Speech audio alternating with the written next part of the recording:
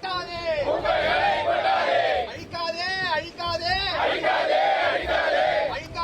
அழிக்காதே, இயற்கை வளங்களை அழிக்காதே. வையாவூர் கிராமத்தில் சுமார் 5000 மக்கள் தொகை வசித்துக் கொண்டிருக்கிறார்கள். இங்கு உயர்நிலைப் பள்ளியில் சுமார் 300 மாணவர்களும், தொடக்கப் பள்ளியில் 115 மாணவர்களும், சுமார் 5000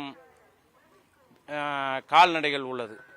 ஆடு, மாடு இப்படி வசித்து பெரும்பான்மையாக இங்கு விவசாயம்தான் முக்கியமான தொழில்.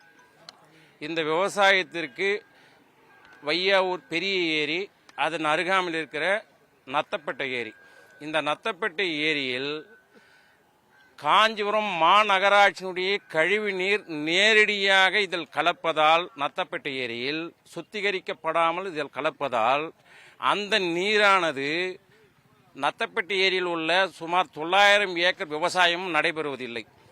அந்த நீர் எடுத்து பயன்படுத்தினால் அதில் உள்ள விதைகளோ நடவுகளோ இருந்தால் கருகி விடுகிறது.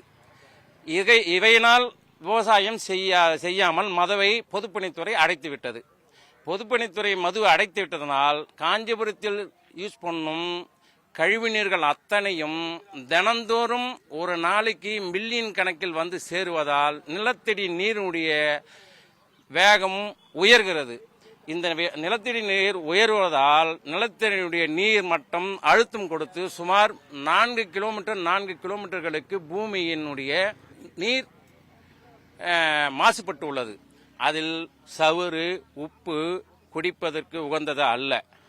அப்படியே அந்த தண்ணீரை கொதிக்க வைத்து குடித்தாலும் அந்த தண்ணீர் உப்புகளாக திரித்திரியாக மாறிவிடுகிறது. இல்லை, அந்த தண்ணீரில் சாதம் வெடித்தால் மஞ்சள் நிறமாக மாறிவிடுகிறது. 1 மணி நேரம்தான் அந்த சாதம் இருக்கும். மற்றது 1 மணி நேரம் கழித்துவிட்டால் அது கொச கொசன்னு நொசந்துவிடும்.